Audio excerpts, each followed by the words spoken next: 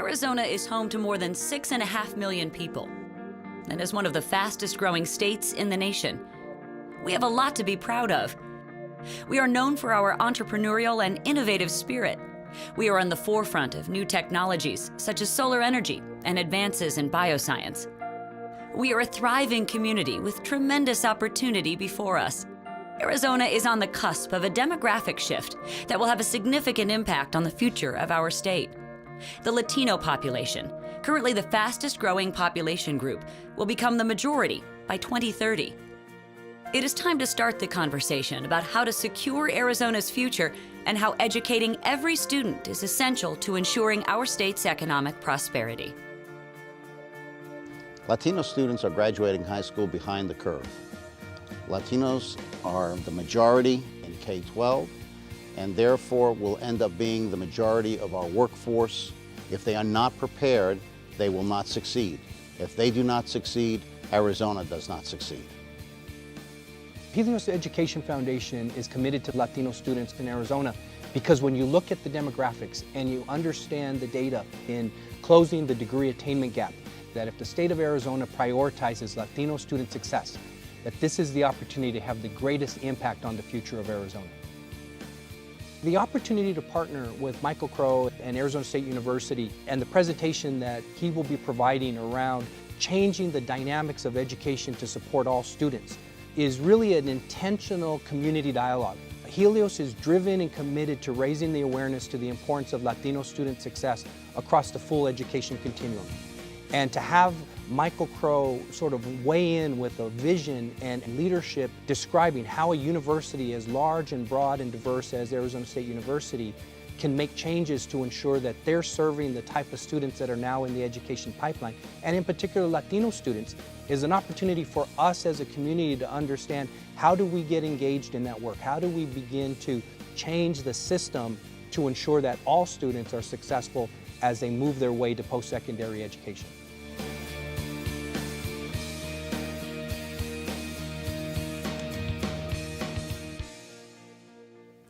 Ladies and gentlemen, please join me in welcoming my friend and the president of Arizona State University, Dr. Michael Crow.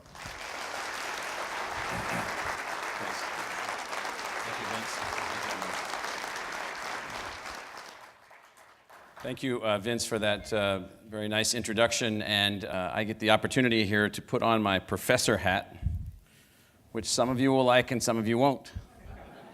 The part of me as professor that you won't like is there's lots of data, lots of analysis, and lots of intellectual rigor behind each of the arguments, because that's what professors do. We try to make the case based on this strange thing called facts, this unbelievably complicated thing called a fact. And it may not be the only fact, but I can guarantee you that these are the best facts that we can get at the moment. But the other hat that I'm wearing, which is not reflected in my clothing, is that you might not understand that in the United States there are many units at the front line of the ultimate success, defense, and ultimate, I guess I would call it the ultimate achievement of the American dream. Frontline units. It's not just the military fighting our enemies and protecting us. There are frontline units involved in this thing called education, this transformative process wherein we are charged with producing the next generation and enabling the next generation to be able to adapt to what lies ahead. The things I have to say are coming to you from that front line. And it's a rough front line. I don't mean in the sense it's a rough front line because everything's changing.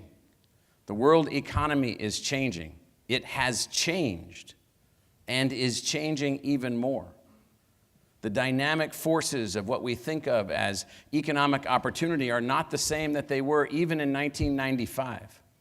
They will never be that way again.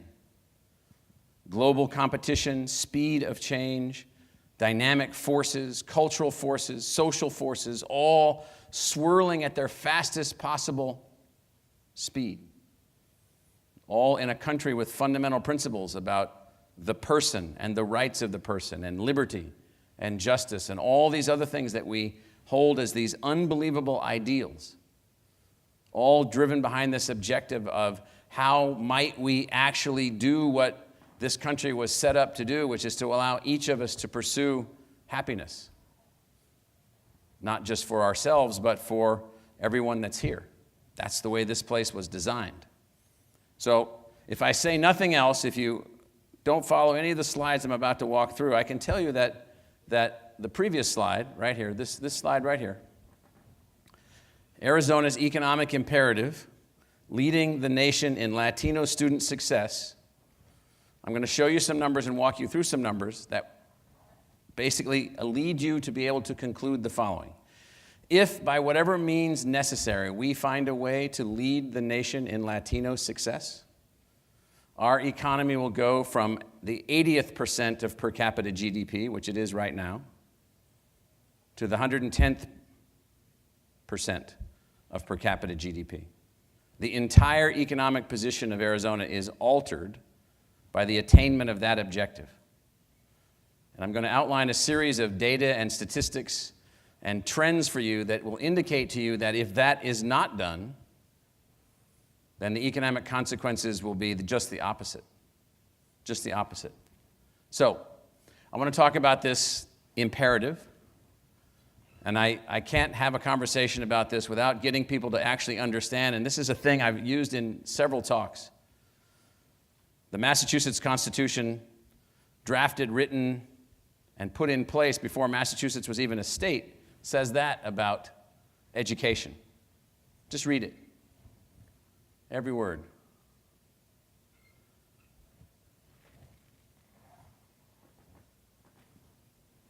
It's unbelievable. And it goes on to say this. This, by the way, was the model constitution for all subsequent state constitutions, including our own. And then it says this.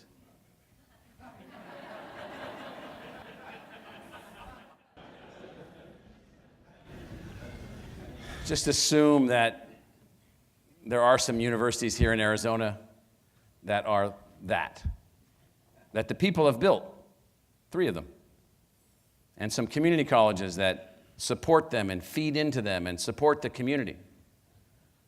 Now, we know that there's a dream in the United States. Many of our families have experienced it. Vince's family immigrates. My wife's mother is an immigrant. She's a daughter of immigrants. Some of you are, and at the end of the day, we all are. And we all have this dream about a happy family coming to the United States and the family being successful and the family being happy. The path. This is really important, this slide. This is really important. Who holds the highest aspiration of the American dream among ethnic minorities in the United States? Hispanics. It's unbelievable. The highest level of aspirational desire for the dream. Strong family-based culture, strong family core units. All kinds of factors feed into this, but this is unbelievable. And by the way, to you personally, but then you've also got people that don't see it. Latino population. This, by the way, is in millions of people. Millions of people. I don't know if you think 100 million people is enough people to sort of start thinking about and sort of process. In fact, I'll tell you, I'm not a big fan of lots of labels that people get assigned. I think at the end of the day, there's the one label, American. There's Americans and people that want to be Americans. That's kind of the labels that we have. There's Americans and the people that want to be Americans. And we need to find a way for these things to be meaningful. And this, by the way, is numeric change. This isn't the population. Of the 156 million additional people anticipated living in the United States by the year 2050, 100 million of those 150 million will be from families of Hispanic origin. Now, I say to people all the time, I'll hear some people over here. This little group that apparently can't, populate itself very much here. So I hear sometimes people say to me, Well, I wish the world really wasn't working this way. I'm like, what are you talking about? Well, you know, the country's so different than when I grew up or when my grandparents grew up. And I'm like, yeah, and it was different for their parents and their grandparents and their parents and their grandparents before them and their parents and their grandparents before them. I'm the 14th generation descendant of English immigrants. My family were indentured servants on an island in the Chesapeake Bay called Kent Island. I don't think the world's the same as it was then. There was a revolution since then, a civil war, all kinds of other things. It's just not the same. So it's like, just get over it. This is the way it's going to be.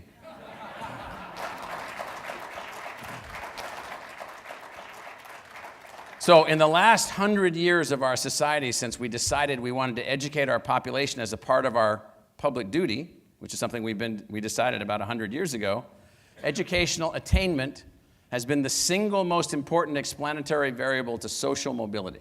There are no other variables that explain as much about social mobility. So people always want to say, well, Steve Jobs didn't graduate from college. And Bill Gates didn't graduate from college. Barry Bonds didn't graduate from college. He went to ASU. And they all make or made lots of money. I said, they don't count. You can add them all up on one hand, they don't count. So here's what this slide really says: higher education and social mobility. So if you are born into a family in the lowest 20% of family incomes, and in Arizona that means you are poor, that is the poverty line. If you're born into that family and you do not get a college degree, chances are you're going to stay in that quintile. 50% do not move from that quintile in their life. If, however, you're born into that lower 20%, look at this change, just from that one thing. So when you listen to people talk about, is college really worth it? Well, I'd say for people born in the bottom quintile of family incomes, let me tell you how it's worth it. You get a completely different economic outcome just from that one variable alone. Is it the only variable? No. Is it the only way to make these things happen? No. Will it ever be the only variable? No, it doesn't. It's not meant to say that. It's meant to say it's the single most important predictive variable that we can affect. Now, people do not get this. I can tell they don't get this in Arizona in particular because things have grown here and everybody's happy here and lots of people moved here and lots of things were happening.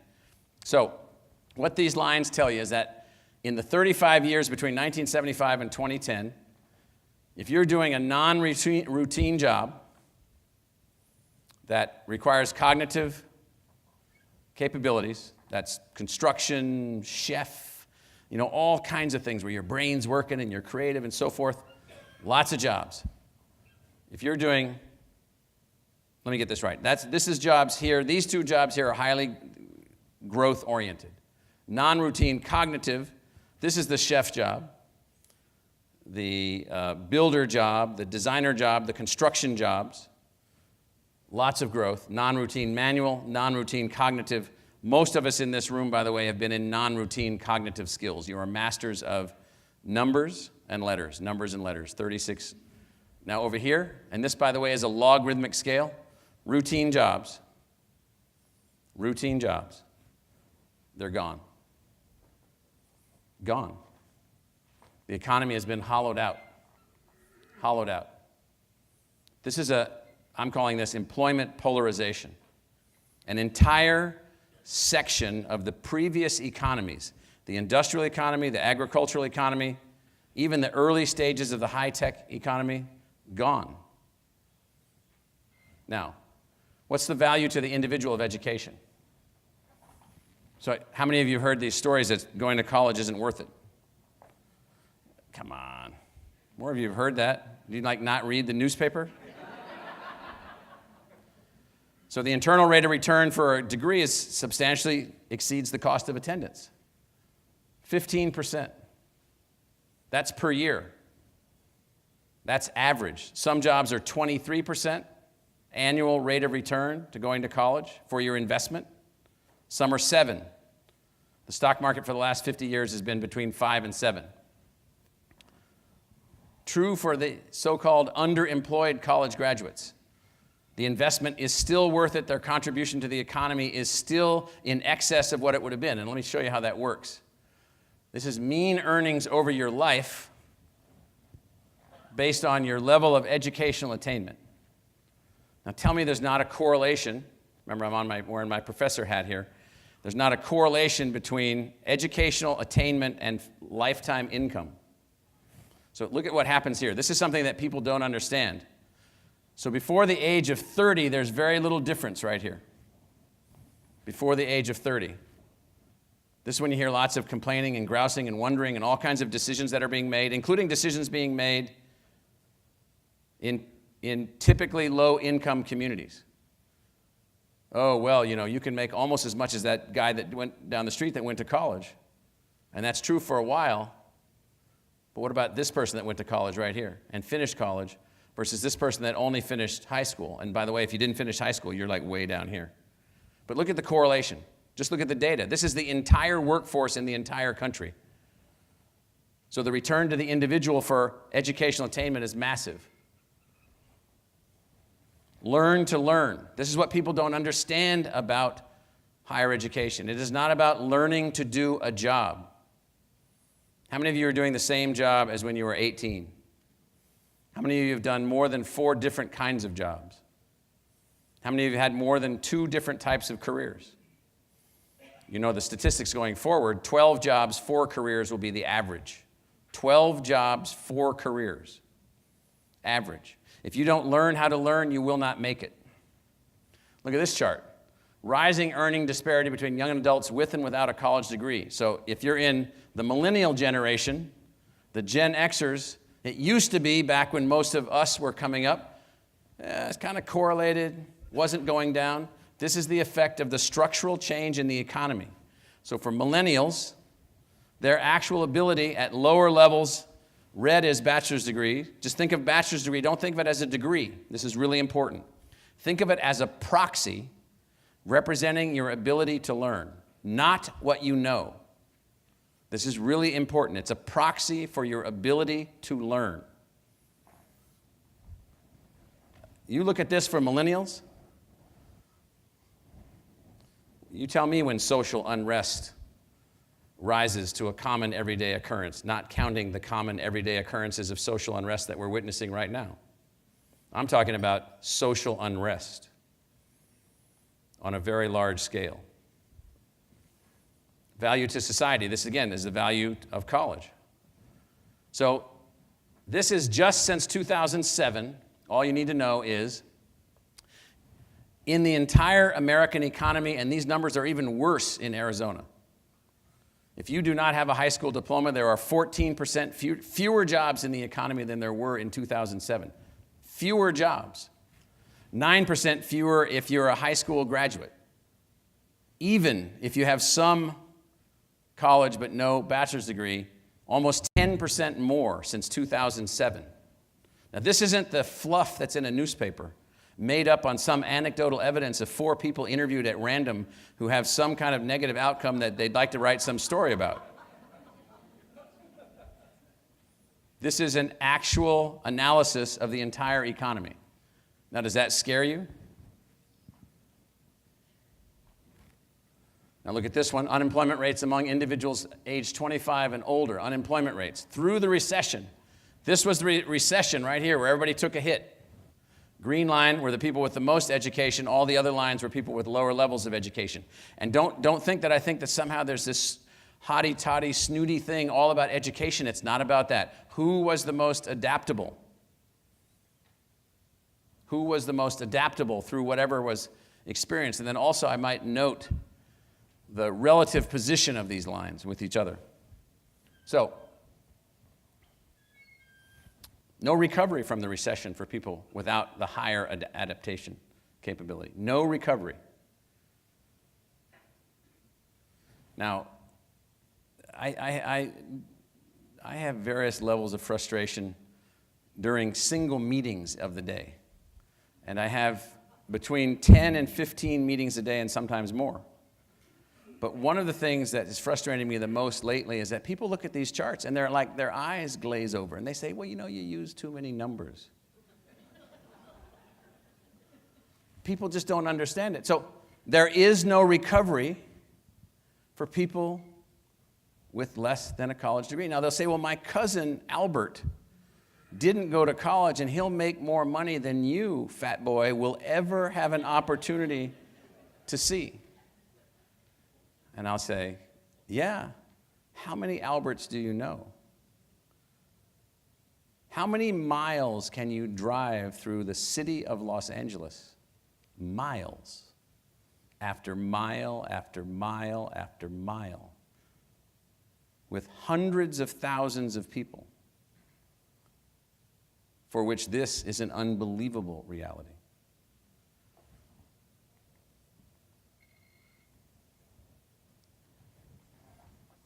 Now, again, it's not about college, don't get me wrong. Everybody doesn't have to go to college. Everybody has to learn how to learn. Over in Tennessee, Governor Haslam over there has his Drive to 55 campaign. He's like, this is what he exists for. 90% high school graduation rate, 55% post-secondary degree certificate rate, and with that, he gets a 25 to 35% bump in his state's economy with no population growth. Now, when I talk about stuff like that, I've even talked with some of our local elected officials about that. They say that can't be true. They said it just doesn't work that way. I'm like, okay, except for all this data I gave you. So by the way, ASU, 207,000 graduates worked in Arizona in 2012. More college graduates went to ASU. In fact, it's 28% of all the college graduates in Arizona graduated from ASU. Now, that's both good and bad. It's good because we're cranking them out, and most of them are staying, including the international students that come, but we're not cranking out enough. And we make a big contribution to the economy, billions of dollars. Those specific graduates paid that many taxes last year. Turns out they pay a lot more taxes than everyone else. Almost all of them paid taxes.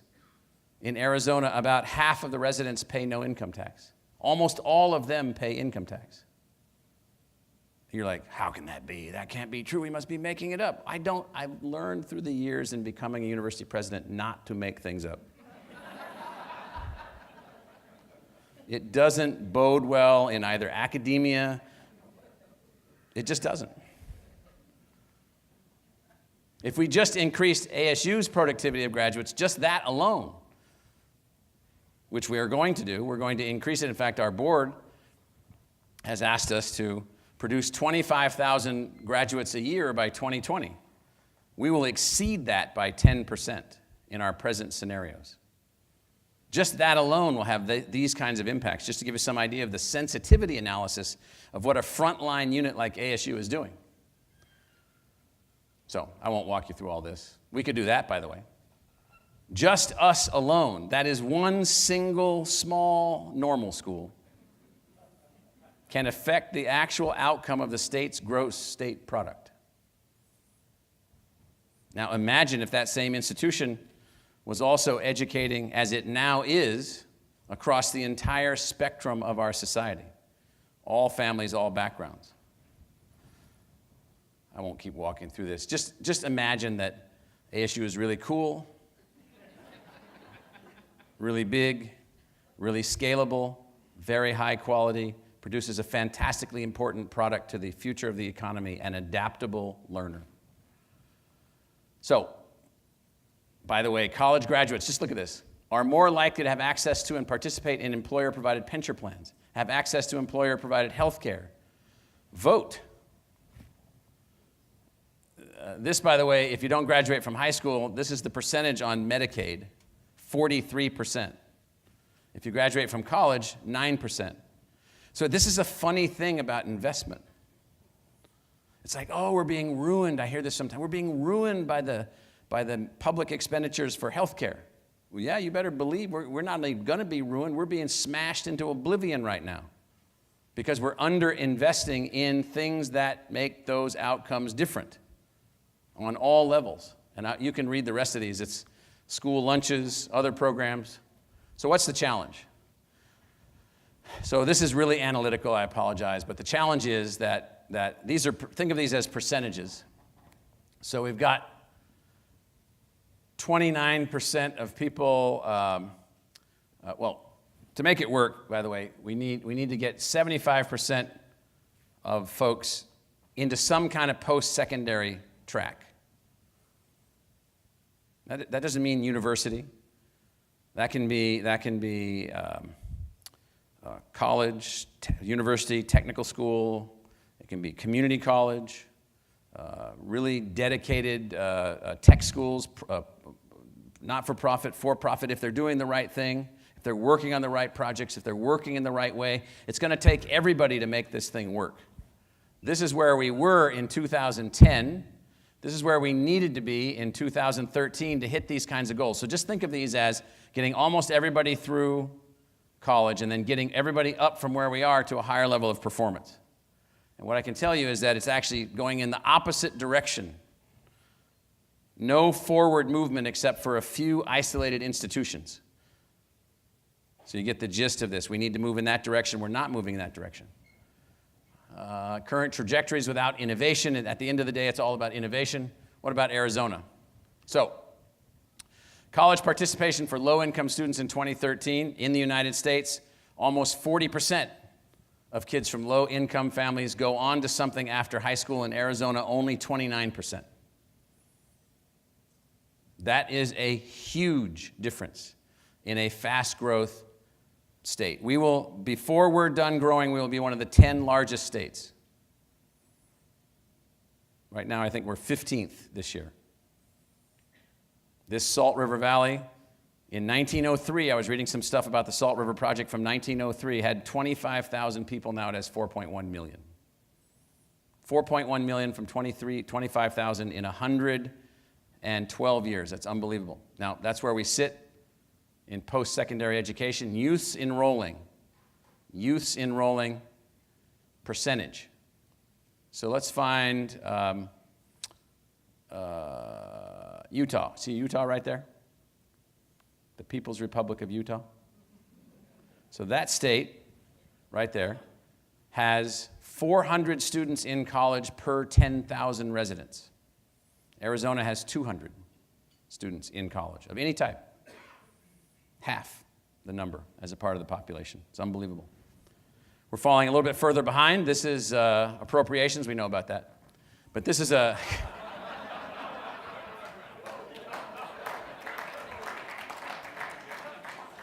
Well, this is the way the world looked in the 1980s. This is the way it looked, and this is kind of the way it looks right over here right now. And that's on a per one. Oh, this, by the way, the most important thing about this is that this chart reflects dollars per $1,000 of personal income. So it goes up. It doesn't go up or down. It's dollars per $1,000 of personal income. So this would look to me like a fundamental policy shift. And so, but here I think is probably one of the most important charts that are out there. So this is per capita GDP relative to the U.S. average.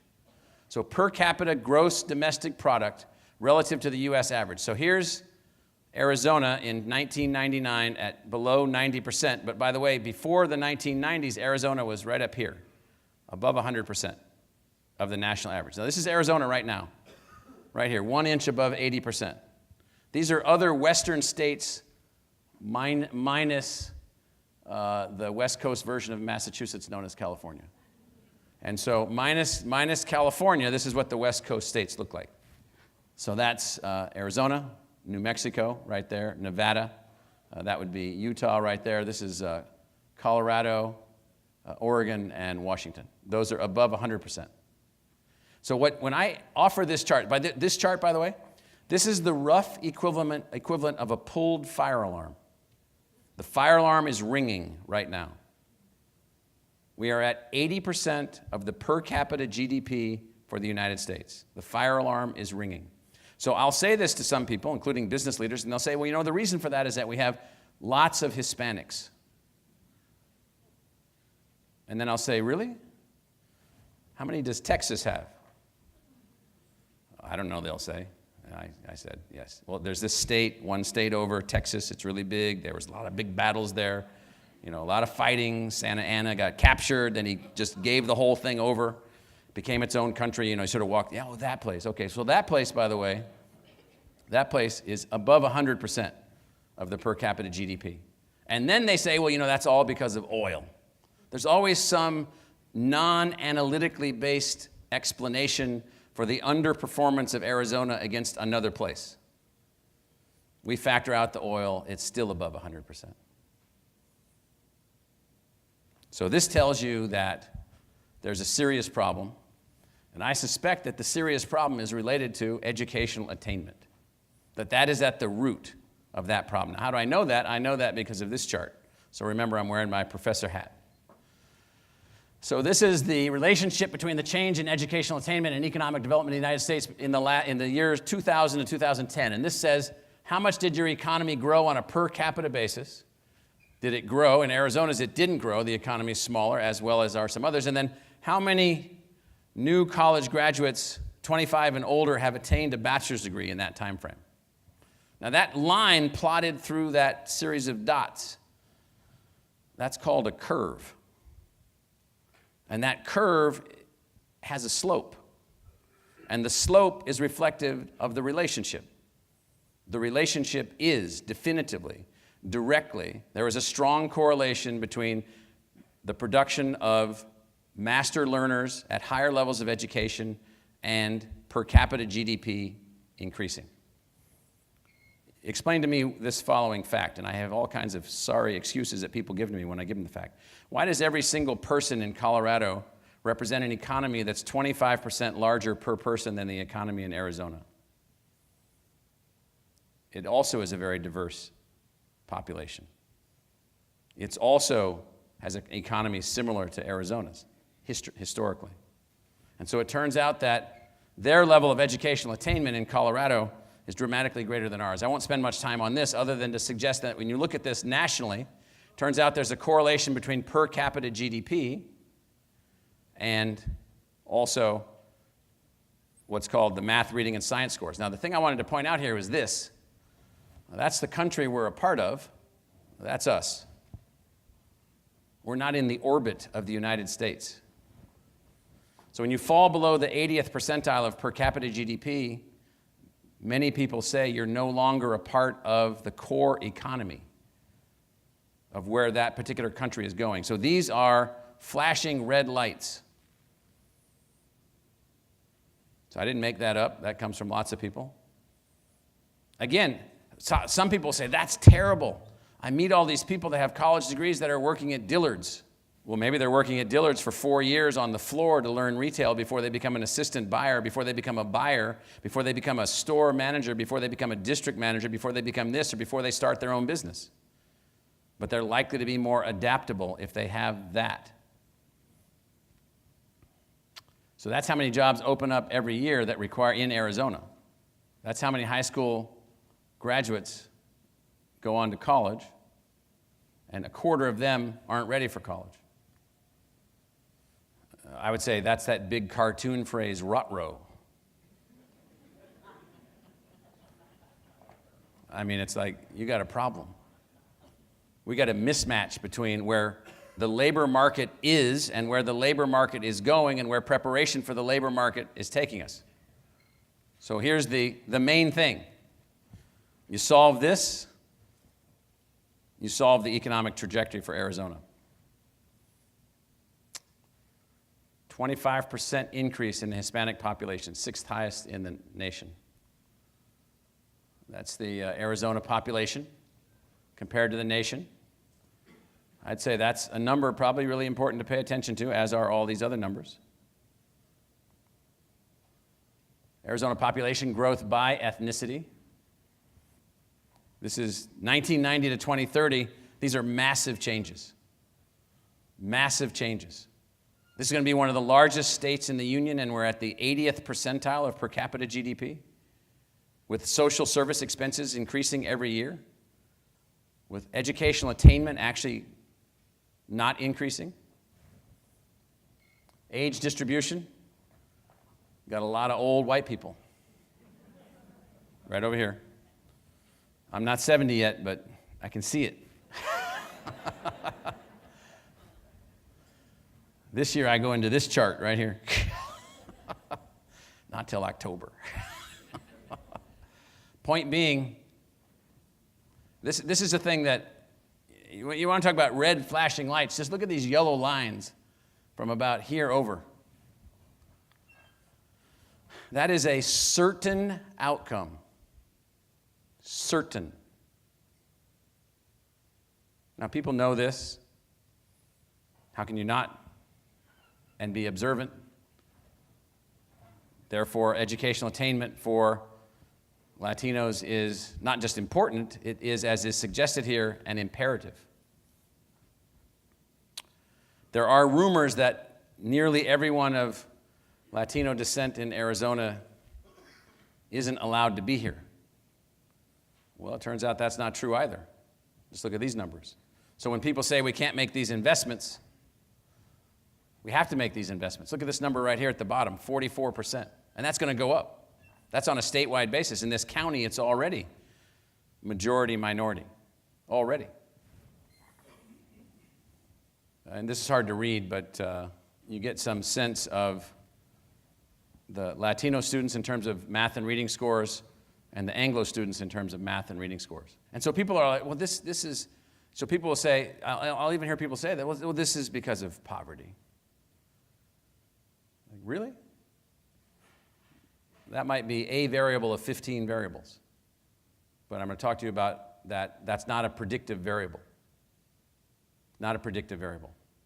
Well, these kids over here, by the way, that come from families, lots of them, that are just as poor as some of the families over here, that's not a predictive variable for them either. So here's some numbers that we have. This is four-year high school graduation rates. Some of these numbers are improving. All 76, that's some improvement. Anglo students, Hispanic students, and students with limited English. Now, how many think that all the limited English kids are kids that speak Spanish? Because if you think that, you don't know anything about Greater Phoenix and Arizona, and you don't see the world. I was with the president of the International Rescue Committee, David Miliband, at an event in Sedona last weekend, and they love Phoenix, and he was visiting all their rescue resettlement neighborhoods here in Metro Phoenix from Sudan, Chad, Somalia, et cetera, et cetera, et cetera. How many of you are aware of all this? Some of you. So that's another issue for Arizona. We're a fantastic place for people to come, again, immigrating to the United States, wanting to be Americans. So here's college attainment. This is Anglo versus Latino. Obtain a high school diploma or higher between 2000 to 2005 and 9. You can see these changes. This is by age groups. And this is obtained a bachelor's degree or higher. Now this number right here, 11%, 10%, 9%. Let's just look at this number right here, 9% college attainment. These numbers, even for Anglo kids, are well below where it needs to be. All these numbers need to be right about right there.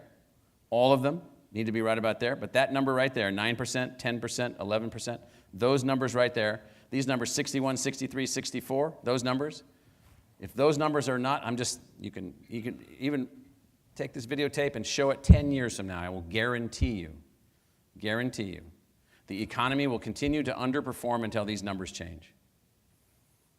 It's as simple as that. The economy will continue to underperform until these numbers change. You saw the earlier data of the return to the individual, the return to the state, the return in terms of lower costs, the return in terms of higher taxes to pay for social services.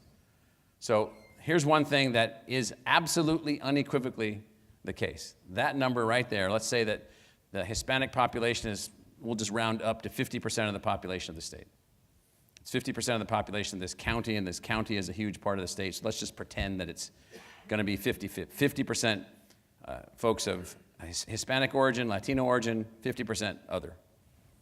It turns out that future economies in the United States, remember, we don't live in Bolivia. We don't live in the Philippines. We don't live in Albania. We live in the United States. The United States economy operates at the top of the heap in the world economies. That is, it must always be innovating or it falls back. It must always be adapting or it falls back. It must always be the leader or it falls back. There aren't very good scenarios for when we're not the leader. Now, if you have half your population at 10% college attainment, The predicted outcome is that you're at the 70th or 68th percentile of per capita GDP of the American economy.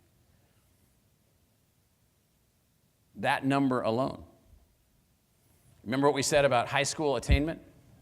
There are no more jobs. 14% fewer jobs for people with less than a high school diploma than in 2007. There will be no increase in those jobs. None. Therefore, you could build whatever set of policies, programs, initiatives, corporate, public, private ventures, community college, university linkages, investment strategies, anything that you want, no matter what you do to advance the economy of the state, if you do not bring these two numbers closer together, the economy of the state will not be successful at the level that it has been in the past. It won't be successful at the level that the rest of the country will be successful. Period. Again, welcome to Professor Land. More charts, more numbers. This goes to this same number just to illustrate it again. That 10% attainment, call it 9%, 10%, whatever, it's about 17 points below where it needs to be. It needs to be between 27 and 32. It needs to be in that kind of range. Now this number here, you notice that number there? I don't know what it is, whether it's like some kind of special Wheaties, but it's true all over the country, but it's particularly true in Arizona. So, by the way, a lot of families don't have a lot of money. So it's not like they're sitting around hoarding their money, wanting to go to college or not wanting to go to college and spending it on something else. And it turns out that that number right there is the key determinant of college readiness. So you might have heard the other day that we announced this thing, and it's kind of funny, this thing where we're going to try to make it pathways to college. Take your freshman year for free. Take all the courses. Sit at the community college. Take these courses. Take these courses in your high school. No cost, no cost, no cost. How do you get more kids interested in college? How do you reach out and touch everyone? This is a percent of the population in poverty. High numbers. So, this is going forward. So it is the case that educational attainment and poverty is linked. Absolutely linked. So we need, I'm supposed to build up to this. So let's say that you find yourself in this fabulous, unbelievably beautiful place called Arizona. I was in Sedona over the weekend. It was raining all weekend, and there were these clouds and light and the sun and the rain and the beauty of everything. And there were people there from all over the world at this meeting. It was one of the most, they said this is one of the most beautiful places that anyone has ever been. And so we all find ourselves in this beautiful place, in this fantastic place, this unbelievable modern land of opportunity. But we've got this problem. We have this uneven outcome.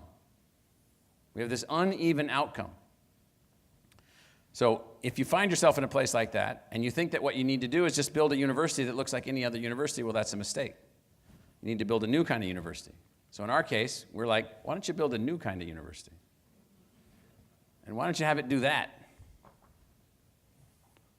So we have altered the very core of the existence of our institution, not from its own heritage. Its heritage is this. The faculty, the leaders, the community have created an opportunity where this university could be constructed. Inclusion versus exclusion, research to benefit the public, and taking responsibility for the outcome of the community, social outcome of the community, economic outcome of the community, health and well-being outcome of the community. Each of these. It means you cannot do what we're trying to do and have Arizona be successful if the institutions are the same as they are anywhere else. And this is as true for K through 12 as it is for higher education, as it is for any other kind of institution.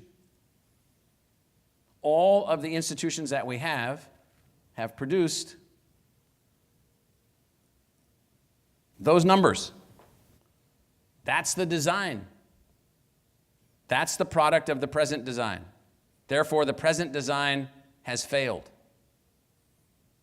It doesn't mean the people that were running the present design are failures. It means it's run its course like anything else. It's time for new organizational genetic engineering. And so along the way, you need to build this or things like it. And this isn't the only thing. This is just one institution. Just one institution.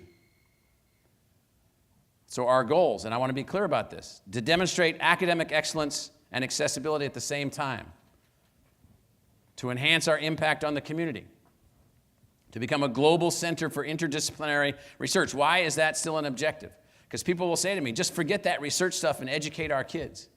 That research stuff is distracting you from educating our kids. I said, actually, that research stuff is going to give to your kids that come to our university the most successful, state-of-the-art, leading-edge thinking and learning environment that anyone has ever created, and that's what we're building. So, our idea of a master learner,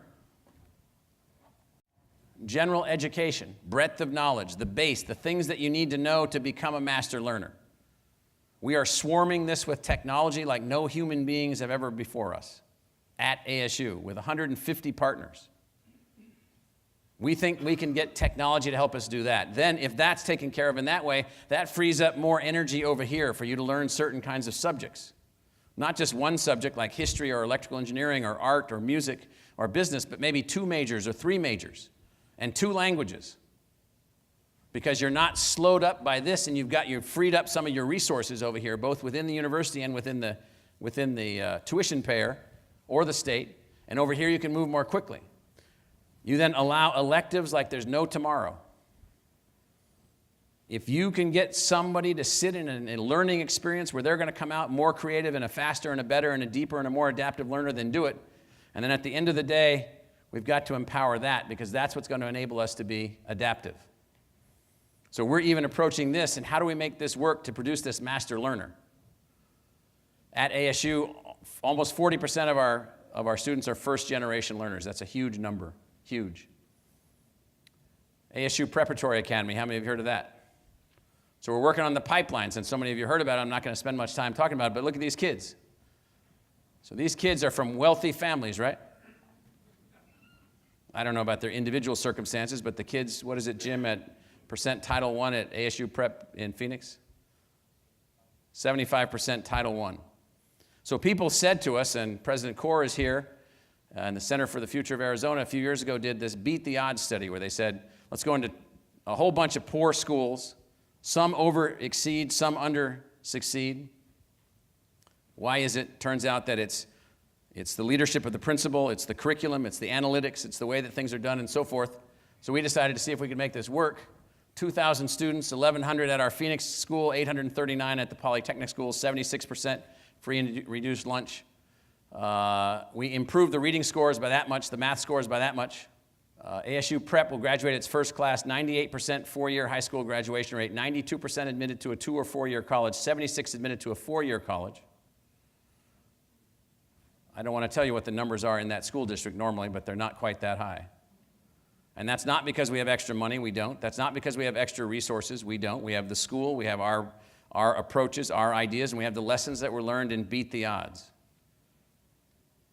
And we have a structure and a design and an orientation that is different.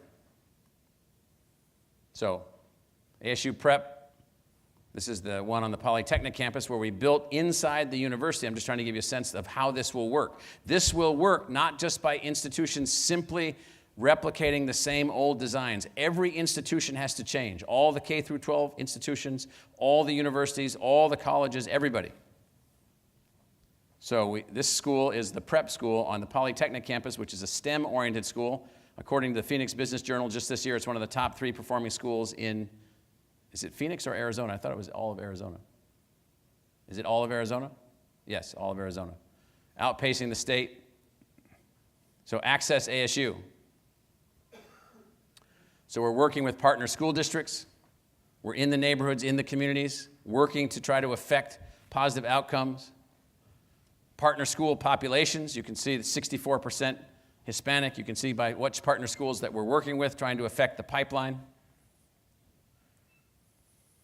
The scale of how we work, 70% low income, 80% non-Anglo. You've got to be on the front line. I say to people all the time, we are, and you would want us to be this way, I assume, we are a frontline battlefield university fighting for Arizona's future, fighting for its economic outcome, realizing that educational attainment is one of, and I would say, the most significant factor leading to that positive economic outcome. Our Access ASU initiatives, thousands of visits, unbelievable activity going on. Students, numbers of students, again, the kinds of numbers that we're dealing with. The notion of our scholarship programs. Families, Hispanic Mother-Daughter program, a fantastic program throughout the years. The Dream Academy, the Future Sun Devils, this again, the scale, the outreach. So people will say to me, how is it now that you actually have a student body completely representative of the socioeconomic demography of the state? How is it that you have that? We have that because we're designed to operate that way. We have that because we desire that. We have that because it's a goal. We have that because if we don't attain that goal, as a part of the teams working to attain the goal relative to the rest of the state will not succeed. High school seniors and college readiness, you see the scores, who we're working with. Financial institutional awards. So we have given that level of institutional support. 73% receiving a New American University Scholarship Award, 94% receiving institutional financial aid. Again, so it's money, resources, pipeline, engagement. Persistence rate, look at that persistence rate for these kids. 85% persistence rate. So I'll ask Laddie, is that an improvement over 1970, 1980? Absolutely. With larger numbers of students. 6-year graduation rate. You might notice outperforming the general population of the university itself. So back to this notion that you can't take low-income kids from minority communities and minority schools and get them to be successful at the university. That would be false. TRIO program, community college program. I see Maria Harper-Marinac here, the vice chancellor of the community college district. So you can see this Maricopa College enrollment. Bridge to the degree. 8,700 students with 12 or more credits earned a bachelor's degree from Arizona State University in that year. 8,700. That would be the largest number of community college initiated college graduates from any university in the country. That's that year. It'll be more this year. These are fantastic numbers, and the majority of those students, yes, just barely the majority of those students are minority students. So we have pathway programs, financial aid awarded. We awarded last year all forms of financial aid, total aid awarded $1.05 billion approximately. That's our contribution, more than $200 million. This is financial aid to Hispanic students or Latino students, almost $200 million with this level of financial aid from the university. That's where we were in 2006. And back in 2003 and 2004, these numbers were about at this level right here. Really small, if you can't see me over here. Think of this as small. Now this shows you average tuition paid for ASU full-time undergraduate students in the last academic year. So if you came from, this is the number of students that paid no tuition. This is the number of students that paid $10,000 of tuition. These are the number of Hispanic students. Number of students is blue, number of Hispanic students is green. So that's 2,500. I don't want to tell you what the size of that number is, but it's massive. And then just back up here. This green line here moving across this way is large. So this is Pell recipients. This is where we were in 2001 and 2. Numbers. This is where we are now. 25,000 of our students at ASU as undergraduates are from median incomes and below. 25,000 undergraduates. How many Pell eligible students were at the football team that we beat in the Sun Bowl called Duke? 900. That's more Pell eligible students than attend all Ivy League and near Ivy League universities in the United States. That's our commitment to making these things work. So, what's the impact of an education gap? a Latino education gap. That's it. How do you attack it? You attack it through innovation, you attack it through initiatives, you attack it through new designs, new approaches. Some of the approaches might be classic, but applied in a different way. Classical educations, but applied in a different way. You attack it by throwing out the notion that we can take the present model any further than we can take it. We cannot. It has to be adapted. It has to be modernized. It has to be the industrial economy on which this model, the industrial economy on which the model was based, the factory model, doesn't work anymore. A new model is needed. So, point being, very simple. If we achieve this, Arizona will succeed economically. If we do not achieve that, it won't. Now that's hard for a lot of people to believe. It just is. It's just hard for them to believe. The evidence is substantial. I have 4,000 other slides. If I click the button on the left, a new device, you see that? Where's that thing? Didn't we put in the transposition transponder thing? If I push this button, some of you, not all of you, I can actually get them into your head without you even seeing them. It's this button right here. Should I do it just to see what happens?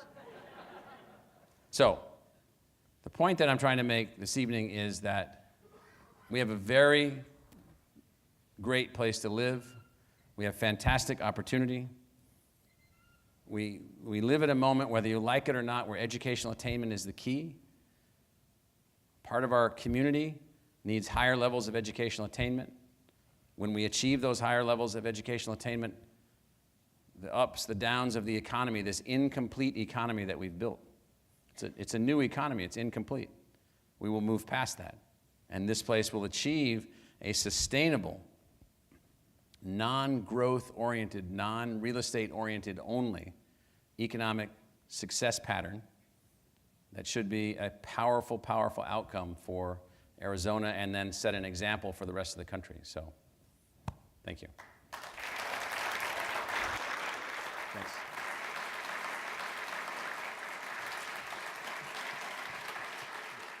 I wanted to just kind of tie this together and wanted to do it from a perspective of our foundation, where we are often asked, given that we work both in Arizona and Florida, what do we find to be the biggest difference between the two states, when it comes to education? And there are some differences, but probably the biggest one and the most profound difference is that in Florida, the Florida leadership, education leadership, elected leadership, business community leadership, has clarity of purpose when they think about education. They don't argue or debate about whether or not Florida students should be receiving a post-secondary education. They don't argue about holding their students to high standards. They believe they should be high, and they believe they should be higher. They don't argue about whether or not it's important that every student, regardless of their backgrounds or the color of their skin, succeeds academically. Now, mind you, they argue a whole lot, just like we do in Arizona. They argue about how do you go about creating the system and making sure that students are successful. But they don't argue about that clarity of purpose. And I think too often the difference is in Arizona, we still argue about whether or not we think college is worth it. We still argue about whether or not we think every student has and should have an opportunity to a quality education. And that's the biggest difference. And I think if there's anything we'd like you to take away from tonight is an understanding is that we believe from a Helios perspective that this is the clarity of purpose that we need to come together to hold true and stop arguing about. We need to understand that the future will be defined in Arizona by whether or not we can lead the nation in Latino student success and the economics that will drive for the future of our state. Dr. Crow put up a slide, and it showed a vision or a potential future for Arizona. When you think about the Latino population, as we know, the changing demographics of the fastest growing community in the state, and you think about the future without education attainment, 62% of the largest population in the state will live in poverty. What does that really mean? What will that be? And when you believe as we do that education changes lives and makes communities better, what it tells us is we need to provide education to make this community, our state, better. You all represent the leadership of this state. And what we're going to ask you to consider is to adopt a clarity of purpose that the future of Arizona will be defined by Latino student success, and we can lead the nation in showing what an education system committed to that will look like. We're also going to ask you to use, quite frankly, what you wield that is most powerful, is your power and your influence. A leadership group like this has the power to change the discussion in Arizona. It has the power to change the future of Arizona.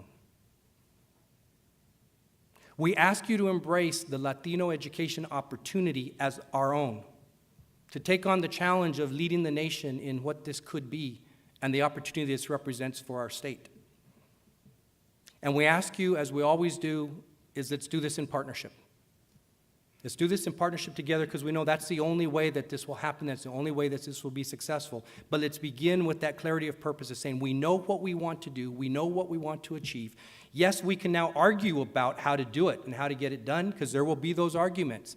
But let's never forget what that clarity of purpose of what we're trying to achieve. And the question that I would ask you to ask is when people are advocating for a point of view, a direction for change, ask yourself the question and challenge others and says, what will this do to improve Latino student success? And if we stay focused on asking each other that question and challenging each other on that question, we can figure out in Arizona what we need to do to change our system, to come together, and to create the type of Arizona that we all want to be a part of, and one that isn't with families living in poverty. Arizona has an opportunity to lead the nation when it comes to educating Latino students. It will take government leaders, elected leaders to provide the type of policies that we need. It will take education leaders, business leaders, community leaders to understand and commit that this is a priority for our state. It will take investment. It will take us providing resources to improve education in order for us to be able to ensure that every student has access to a quality education.